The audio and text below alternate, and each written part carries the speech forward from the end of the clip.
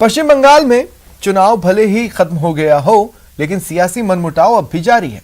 यास की विनाश लीला के बाद पीएम मोदी ने ओडिशा और पश्चिम बंगाल का हवाई सर्वे किया, राहत कार्यों के लिए बैठक की। इसमें नवीन पटनायक ने देश का दिल जीत लिया, वहीं ममता बनर्जी की नाराजगी खल गई। पटनायक ने जीता दिल, ममता देर से आई। पश्चिम बंगाल में तूफान पर भी सियासी लड़ाई, राहत के लिए थी बैठक, दीदी बाजनाई। राहत पर भी रार, ऐसे चलेगी सरकार? ये सवाल पश्चिम बंगाल की मुख्यमंत्री ममता बनर्जी से है और इसकी वजह है पीएम मोदी के साथ होने वाली समीक्षा बैठक में दीदी का देर से पहुंचना। इस मीटिंग में पीएम मोदी और राज्यपाल जगदीप धनखड़ को करीब 30 मिनट तक इंतजार करना पड़ा, क्योंकि मुख्यमंत्री ममता बनर्जी 30 मिनट देर से पहुंची। इस घटना को लेकर पश्चिम बंगाल के राज्यपाल जगदीप धनखड़ ने ट्वीट कर कहा है कि टकराव का ये रुख राज्य या लोकतंत्र के हित में नहीं है। सीएम और अधिकारियों द्वारा गैर भागीदारी संवैधानिकता या कानून के शासन के अनुरूप नहीं है। दीदी की नाराजगी की वजह बने पश्चिम बंगाल के नेता प्रतिपक्ष शुभेंदु अधिकारी, जिन्हें बैठक में शामिल किया गया था। इसलिए दीदी आहत हो गयी और चुनाव के बाद पहली बार सिर्फ 15 मिनट के लिए पीएम मोदी और सीएम ममता बनर्जी रूबरू हुए।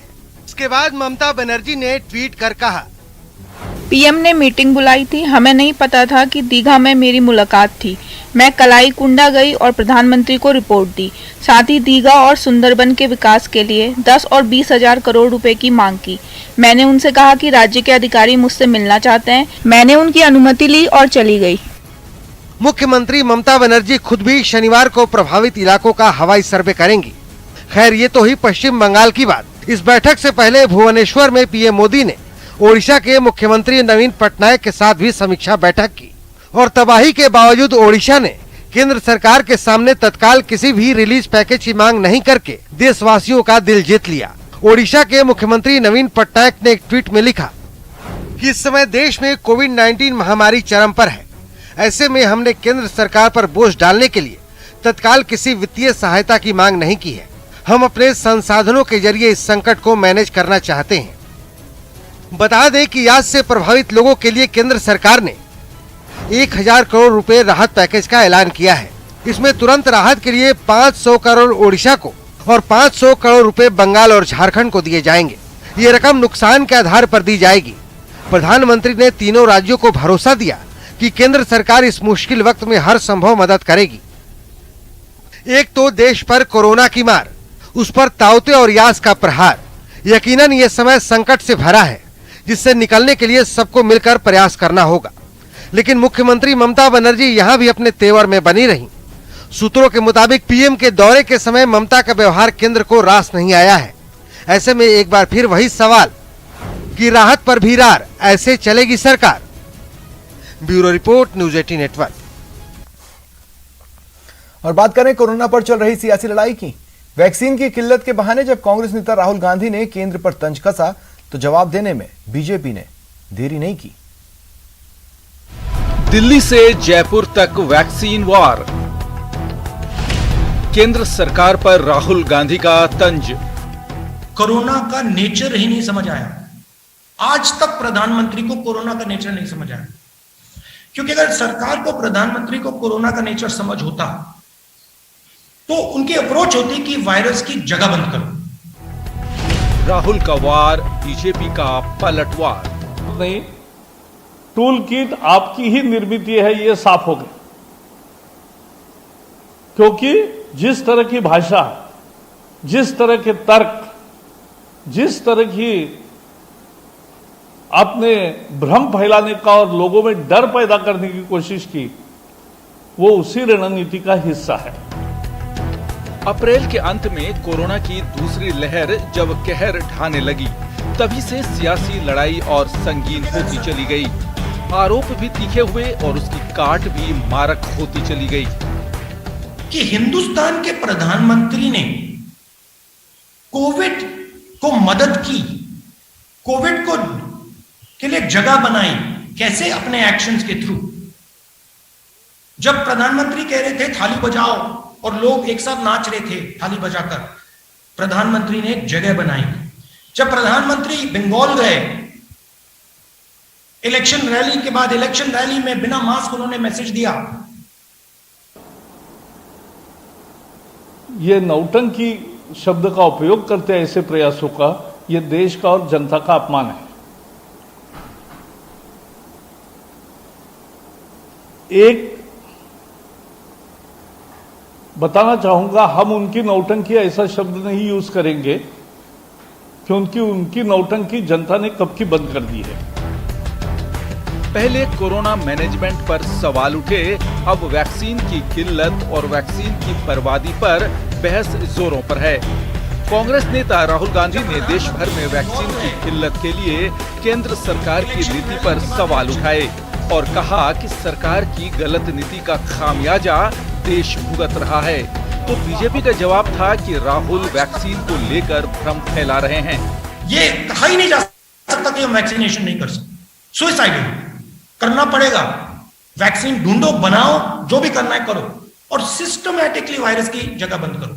जब प्राइम मिनिस्टर कहते हैं कि देखो वैक्सीनेशन की गलती हमारी नहीं है, स्टेट की गलती है, वो जगह बना रहे हैं, वायरस के लिए जगह बना रहे हैं, कोऑर्डिनेशन तोड़ रहे हैं स्टेट और देश और प्रधानमंत्री के बीच में।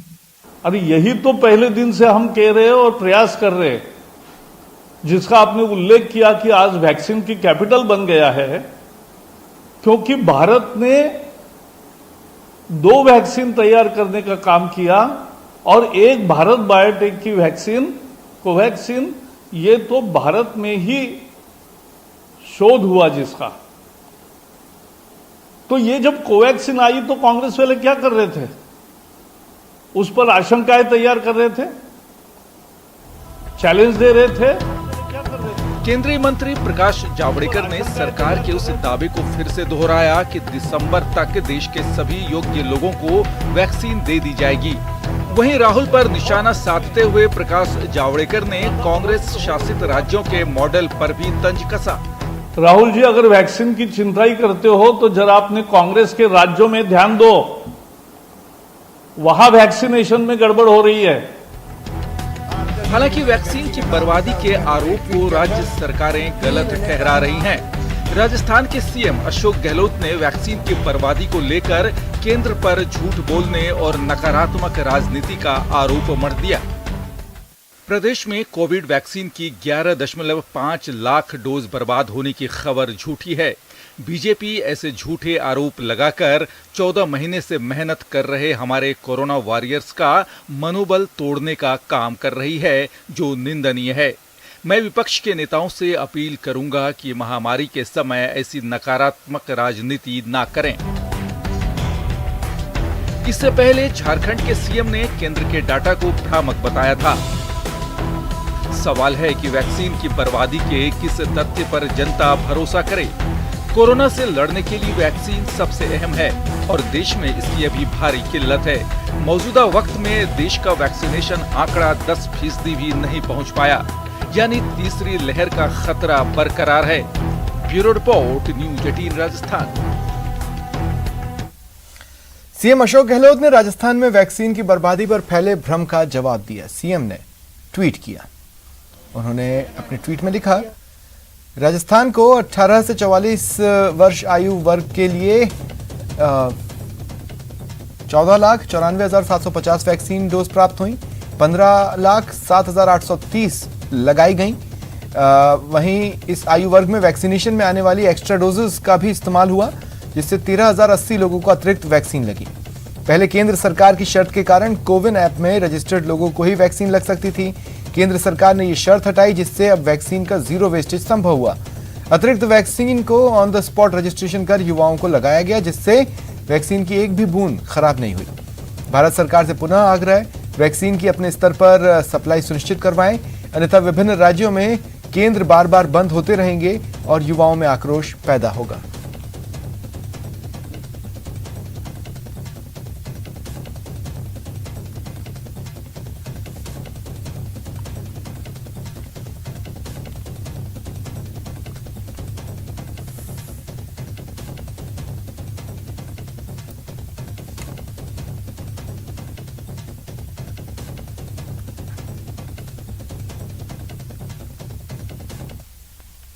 रुकते हैं ब्रेक के लिए। ब्रेक के बाद बात करेंगे भरतपुर में सरे रहा लाइव मर्डर की।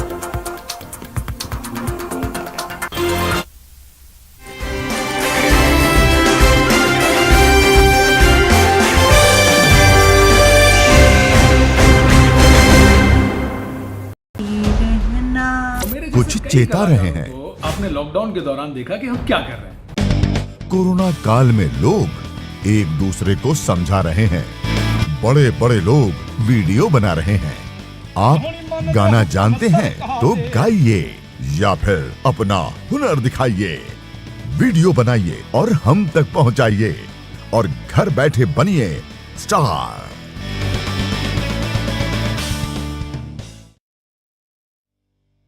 न्यूज 18 इंडिया आपका पसंदीदा नेशनल न्यूज चैनल उपलब्ध है डिश टीवी के चैनल नंबर 663 और D2H के चैनल नंबर 306 पर। कोरोना की हर खबर देखते रहिए न्यूज 18 इंडिया पर।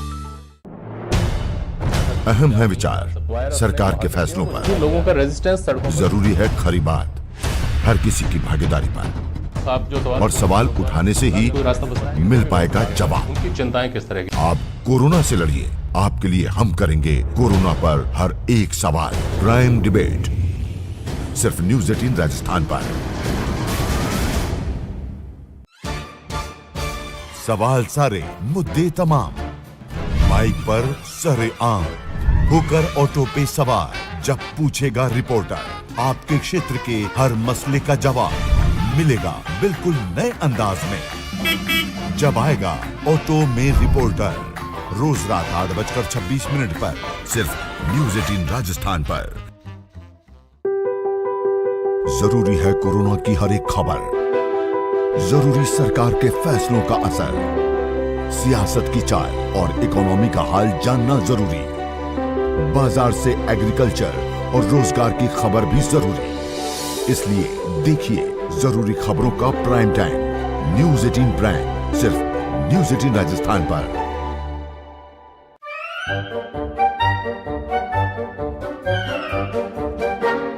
अखबार हुआ ठप, आउटडोर हुआ बेकार, टीवी ही दे रहा है विज्ञापन को तेज रफ्तार। करोड़ों दर्शकों तक न्यूज 18 पहुंचाएगा आपका ऐड। न्यूज 18 की टीम दमदार बनाएगी आपका ऐड शानदार। जल्दी कीजिए, कहीं छूट ना जाए ये सुनहरा मौका। हमें मेल करके उठा लीजिए बड़ा फायदा। ये स्पेशल ऑफर है अगले 15 दिनों तक।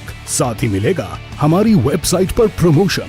आज ही मेल करें sales@nw18.com पर। न्यूज 18 इंडिया आपका पसंदीदा नेशनल न्यूज चैनल उपलब्ध है टाटा स्काई के चैनल नंबर 519 और एयरटेल के चैनल नंबर 318 पर। कोरोना की हर खबर देखते रहिए न्यूज 18 इंडिया पर। भैया राम राम नमस्कार। बाहर ना जाना कुछ बता रहे हैं।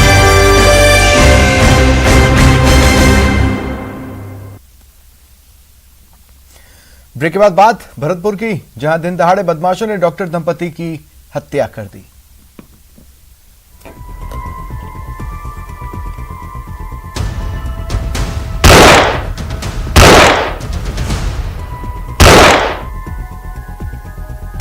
सड़क पर मर्डर लाइव,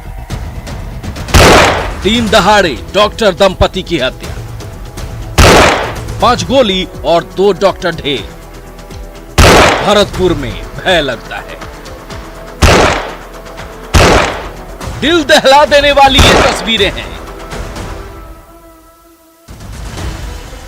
1, 2, 3, 4 और 5 कानून व्यवस्था को सीधे सीधे चुनौती देने वाली ये तस्वीरें भरतपुर की है, जहां दिन दहाड़े सरेराह बीच सड़क पर पहले तो ओवरटेक कर 2 बदमाश डॉक्टर दंपति की कार को रुकवाते हैं, फिर बड़े आराम से बेखौफ होकर एक के बाद एक 5 गोलियां दोनों के शरीर में उतार देते हैं। फिर बाइक पर सवार होकर हवा में हथियार लहराते लोगों को डराते बड़े ही आराम से फरार हो जाते हैं। सूचना मिलते ही जो है तुरंत जो सीओ एंड एडिशनल एसपी और गुप्ता और उनकी पत्नी को जो है गाड़ी रोककर जो बेटा रोककर 2 हमलावर मोटरसाइकिल पे उन्होंने फायर किया है।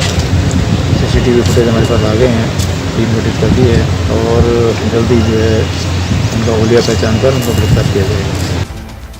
दरअसल भरतपुर के जाने माने डॉक्टर सुदीप गुप्ता और उनकी पत्नी डॉक्टर सीमा गुप्ता को जान से मारने की धमकी मिली थी।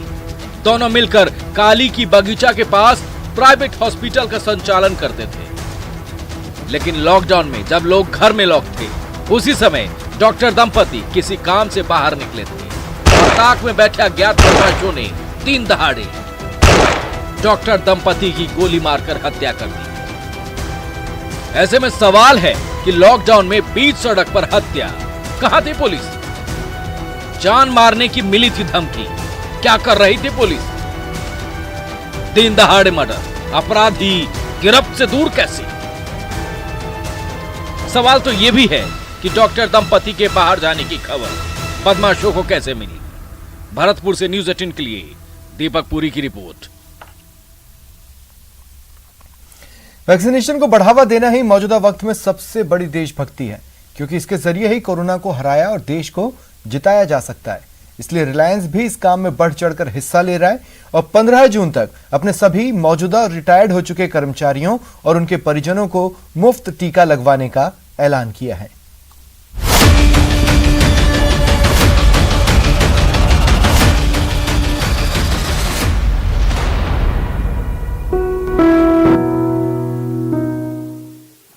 अस्पताल,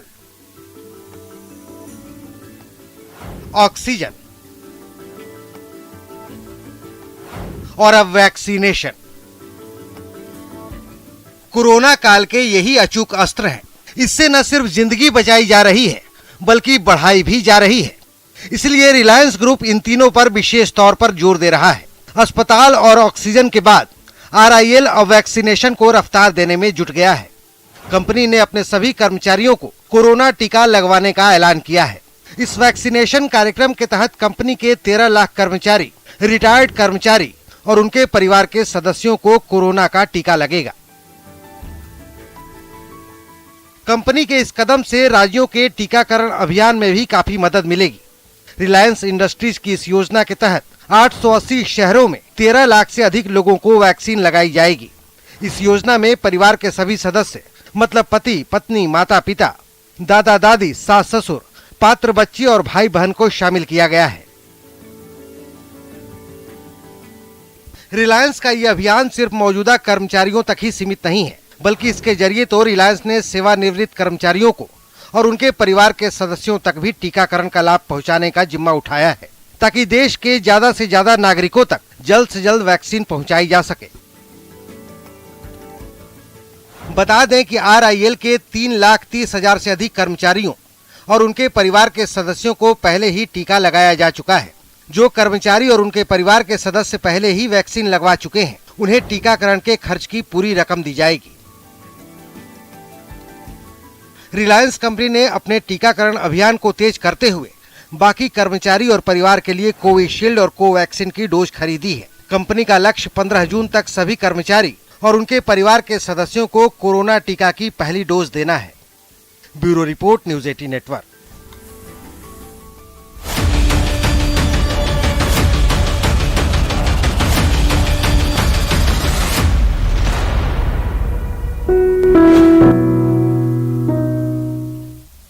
और अब देखते हैं